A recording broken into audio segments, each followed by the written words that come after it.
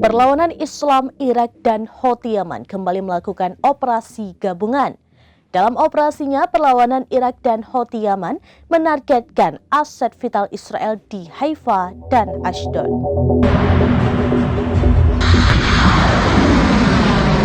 Perlawanan Islam Irak dan Houthi Yaman kembali melakukan operasi gabungan. Dalam operasinya, perlawanan Irak dan Houthi Yaman menargetkan aset vital Israel di Haifa dan Ashdod.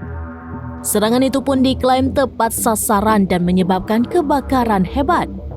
Video detik-detik perlawanan Irak dan Houthi menyerang posisi Zionis itu pun telah dirilis melalui saluran Telegramnya pada Kamis 13 Juni 2024. Dalam video terlihat rudal jelajah dan drone perlawanan Irak dan Houthi melesat dengan kecepatan tinggi.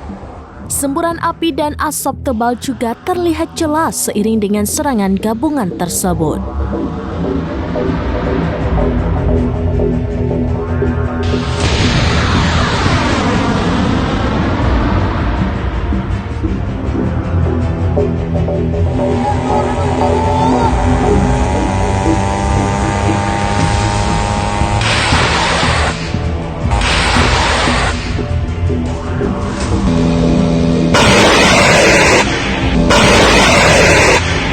Demikian informasi terkini Syedaralun, saksikan terus beragam informasi lainnya. Coba like dan share seluruh akun serambinews.com.